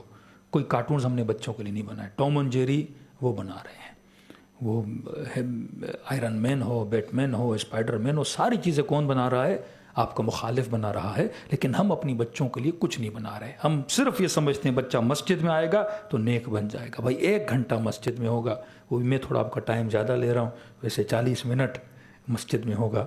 اس کے بعد T V, mobile, school, teacher کے حوالے ہوتا ہے. پھر ہم یہ کہیں کہ مولانا بچے سدھر نہیں رہے, معاشرے میں زنا بڑھ چکا ہے, معاشرے میں حیا ختم ہو چکا ہے. اکثر یہ یاد رکھیے, ضروری نہیں ہر وہ خاتون جو حجاب کرتی ہے وہ باعفت بھی ہو, ہاں, اور یہ ضروری نہیں جو خاتون حجاب نہیں کرتی وہ عفیف نہ ہو. عفت ایک صفت ہے. ہو سکتا ہے کوئی انگریز ہے وہ چادر نہیں پہنتی پر اس کے اندر عفت ہو, اور ہو سکتا ہے کوئی چادر پہن رہی ہے پر اس کے اندر عفت نہ ہو. یہ ایک ڈریس ہے جو اسلام نے واجب کیا, لیکن اندر اصل صفت ہونی چاہیے, جو صفت کیا ہے, عفت کی صفت ہے. بعض چادر پہن کر بھی عفیف نہیں ہوتی, اور بعض چادر نہ پہن کر بھی کیا ہوتی ہیں, عفیف ہوتی ہیں. تو ہم نے ظاہر کو بھی بچانا ہے, ہم نے اپنے باطن کو بھی بچانا ہے, اس طرح سے جس طرح رسول خدا نے فرمایا. جناب بی بی خدیجۃ الکبریٰ, جس بی بی نے اپنا سب کچھ راہ خدا پہ لگا دیا. رسول خدا کو بھی کسی ہیلپر کی ضرورت تھی نا, جناب خدیجہ الکبریٰ کی طرح, جنہوں نے اپنا سب کچھ اپنے شوہر رسول خدا کے دین پہ, اس راہ محنت میں, کہ کہتے ہیں جب شاب ابی طالب میں آخری وقت آیا تو پہنانے کے لیے رسول خدا کے پاس کفن بھی موجود نہیں تھا, جس کی زندگی اتنی امیری میں گزری ہو. لیکن جب وہ دنیا سے جا رہی تھی تو کہتے ہیں کھانے کے لیے آٹا نہیں تھا. یہ جب کھجوریں کھاتے تھے ان کی گٹھلیوں کو پاؤڈر کرتے تھے, اس سے تھوڑی بہت روٹی بنا کے کھایا کرتے تھے. تو یہ بندگان نیک ہیں. کہتے کچھ بیبیوں کی شباہت جناب زہرا سے ہے, کچھ بیبیوں کی شباہت جناب خدیجۃ कुबरा से है। अक्सर बीबी ज़ैनब को बोला जाता है सानी ज़हरा, लेकिन मुहक्कीन बोलते हैं सैयदा ज़ैनब की शबाहत अपनी अम्मा से ज़्यादा अपनी बीबी खतीजतुल कुबरा से ज़्यादा थी, क्योंकि दोनों की ज़िंदगी एक जैसी है। बीबी खतीजतुल कुबरा बहुत बड़ी ताजिर थी, कई कनीज़ें बीबी की ज़िंदगी में थी, लेकिन जब दुनिया से जा रही थी तो बीबी की ज़िंदगी आप देखेंगे मसाइब से गुजरी। बीबी ज़ैनब कुबरा भी कहते हैं इसी तरह, शादी हुई जनाब अब्दुल्ला से, मदीने के मालदार तरीन फ़र्द। कहते हैं ज़िंदगी भी ज़ैनब को काम नहीं करने दिया, घर में कनीज़ें ही कनीज़ें, लेकिन आखिरी वक्त बीबी ज़ैनब का आप देखते हैं बड़े मसाइब से गुजरा है कि हाथों में रस्सियाँ हैं, खाने के लिए बीबी ज़ैनब बच्चों के लिए परेशान है। कि इमाम ज़ैनब फरमाते जब ज़िंदान में आए तो क्या देखा, पुप्पी ज़ैनब बैठ के नमाज़ पढ़ रही हैं। पूछा पुप्पी अम्मा कोई तकलीफ़ है? हुक्म शरई है, जब तक तकलीफ़ न हो बैठ के नमाज नहीं पढ़ सकते। कि पुप्पी अम्मा कोई तकलीफ़ है? पूरे सफ़र में मैंने नहीं देखा कि आप बैठ के नमाज पढ़ें।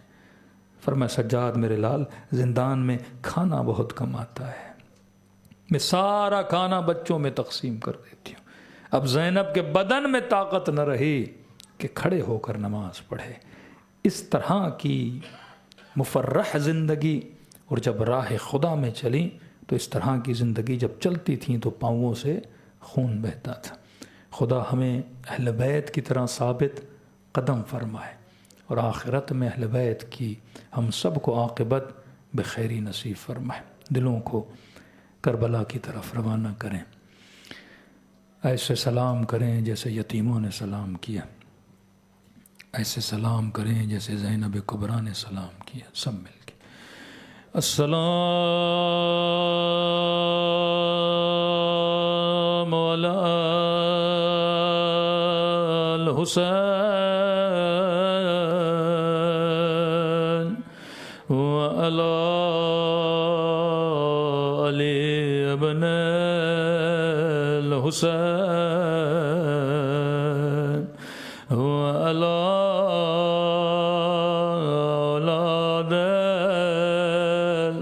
हुसैन वाला अस्हाबुल हुसैन। सब मिलके अस्सलाम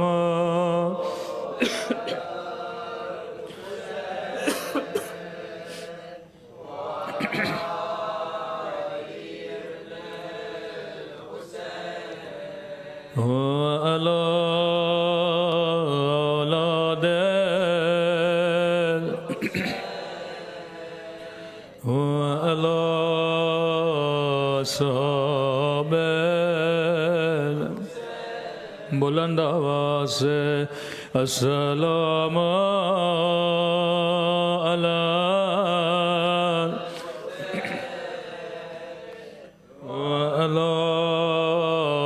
अली इब्न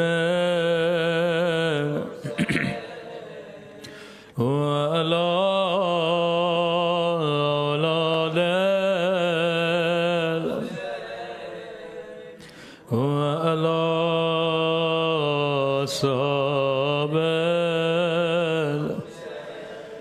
मेरा सलाम हो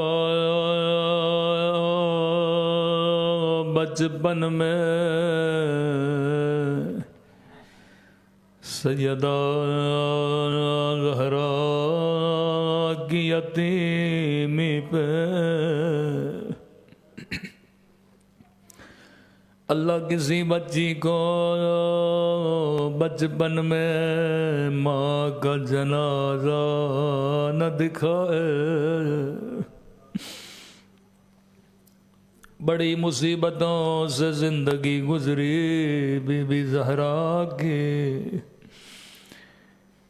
बचपन में माँ का जनाजा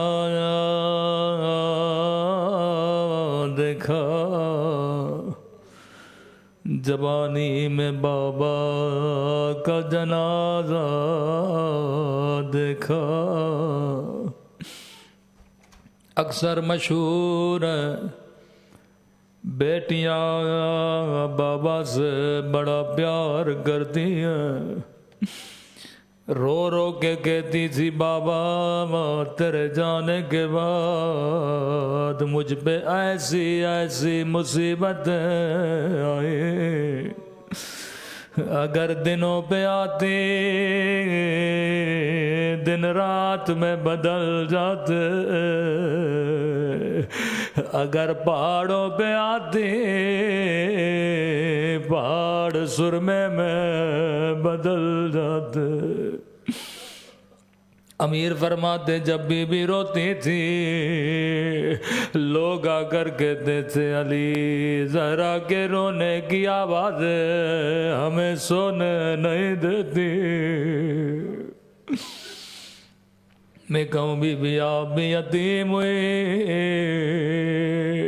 بس اتنا تھا رونے کے لیے مدینے سے باہر جانا پڑتا تھا، لیکن بی کربلا میں ایک یتیمہ بچی ہے، جب جب روتی تھی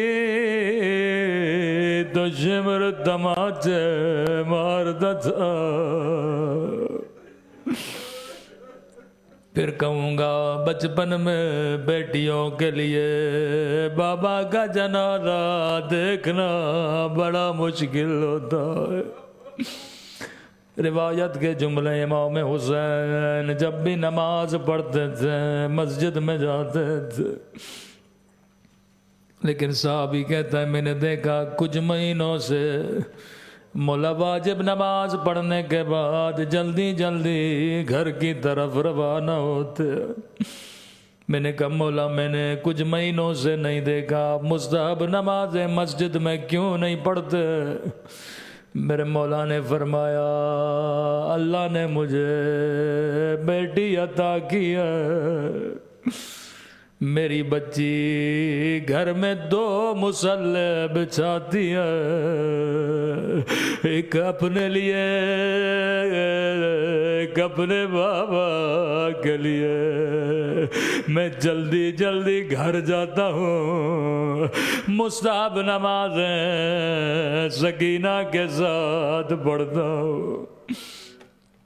راوی کہتا ہے بچی کی عادت تھی یہاں اذان آئی 2 مصلے کمرے میں بچھا دیے، ایک اپنے لیے ایک اپنے بابا کے لیے۔ قافلہ مدینے سے مکہ، مکے سے کربلا، پورے راستے کبھی خیمے میں 2 مصلے بچھاتی تھی، مولا حسین سکینہ کے ساتھ آ کے نماز پڑھتے تھے۔ لیکن راوی کہتا ہے قیامت کا منظر تھا جب شام غریب آئے، نماز عصر کا وقت ہوا، بچی نے خیمے میں 2 مصلے بچھائے، ایک اپنے لیے ایک اپنے غریب الوطن بابا کے لیے۔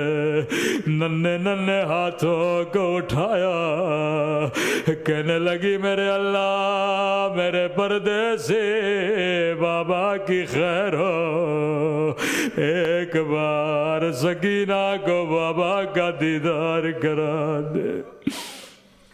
لیکن بچی کو کون سمجھاتا سکینہ اب بابا واپس نہیں آئیں گے۔ کہتے رو رو کے دعائیں کر رہی تھی، اچانک بچی کو کسی کے چلنے کی آواز آئی، خیمے سے دوڑے دوڑے باہر گئی، شاید میرا بابا آیا۔ سنیں گے سکینہ نے کیا دیکھا، اللہ یہ منظر کسی یتیم بچی کو نہ دکھائے۔ دوڑے دوڑے باہر گئی، شاید میرا بابا آیا۔ سکینہ نے دیکھا شمر ہے ہاتھ میں تازیانہ لیے ہوئے، معصومہ بچی کو کیا پتا قاتل کون ہوتا ہے۔ لئی نے پہلا سوال کیا بچی کس کا انتظار کر رہی ہو؟ کہنے لگی بڑی دیر گزر گئی میرا بابا نہیں آیا۔ کہتا ہے سکینہ کیا بابا کو دیکھنا چاہتی ہو؟ کہتی ہے مجھے بابا کی بڑی یاد آئی ہے۔ اب روایت کے جملے بڑے سخت ہیں، جیسے کہ مجھے بابا کی یاد آئی ہے۔ راوی کہتا لئی کے ہاتھوں میں حسین کا کٹا ہوا سر تھا، سر کو بچی کی طرف پھینک دیا۔ اے شمر تیرے ہاتھ کٹ جاتے تو کبھی میرے مولا کا سر نہ پھینک دو۔ بچی دوڑے دوڑے بابا کی طرف دوڑی، زمین سے کٹا ہوا سر اٹھایا، رو کر کہنے لگی او میرے غریب الوطن بابا، او بابا تیرے گردن کی رگیں کس نے کاٹی؟ بابا ظالم نے پانی دیا تھا یا نہیں؟ اب یہ میرا تصور ہے، روایت کے جملے نہیں۔ شاید پیار میں بچی نے بابا سے یہ بیان کیا ہو، رو رو کے کہنے لگی میرے غریب الوطن بابا، او میرے 3 دن کے پیاسے بابا، بابا اکبر کا لاشا تو نے اٹھایا، عباس کے بازو تو نے اٹھائے، او لاشیں اٹھا اٹھا کر تھک جانے والے میرے بابا، او بابا 4 برس تو نے مجھے اپنے سینے پہ سلایا، آج آجا میرے سینے پہ سو جا۔ آیت اللہ مظاہری فرماتے ہیں بچی بابا سے پیار کر رہی تھی، یہاں شمر آگے بڑھا، بچی سے بابا کا سر چھینا، اتنے زور سے تماچے مارے کہ بچی بے ہوش ہو گئی۔ شمر تیرے ہاتھ کٹ جاتے، تصور کر کے رونا، خیموں کو آگ لگتی رہی لیکن سکینہ بے ہوش ہے۔ ثانی خدیجۃ کبریٰ ڈھونڈتے ڈھونڈتے خیمے میں پہنچی، کیا دیکھا بچی کے کان بھی زخمی ہے، رخساروں پہ نیلے نشان ہے، مجھے نہیں پتا بچی کیسے ہوش میں آئی ہوگی، شاید بی بی زینب اتنا روئی۔ سکینہ کی آنکھیں کھلی، اب ذرا سوچ کے بتاؤ بچی نے پہلا سوال کیا کیا ہوگا؟ جیسے آنکھیں کھلی یہ نہیں کہا پھپھی اماں شمر نے مجھے تماچے مارے، یہ نہیں کہا پھپھی اماں میرے در چھینے، یہ نہیں کہا پھپھی اماں میرا بابا مارا گیا، یہ نہیں کہا پھپھی اماں میرے بابا کا سر کاٹا گیا۔ سنو گے پہلا سوال کیا کیا؟ راوی کہتا ہے جیسے بچی کی آنکھیں کھلی، نگاہ زینب کے چہرے پہ پڑی، پہلا سوال کیا، کہنے لگی پھپھی اماں آپ کی چادر کہاں ہے؟ سیدہ نے روکے گا سکینہ جو شمر تیرے در لے گیا، او میری چادر بھی لے گیا۔ اللہ لعنت اللہ علی القوم الظالمین، ماتم حسین۔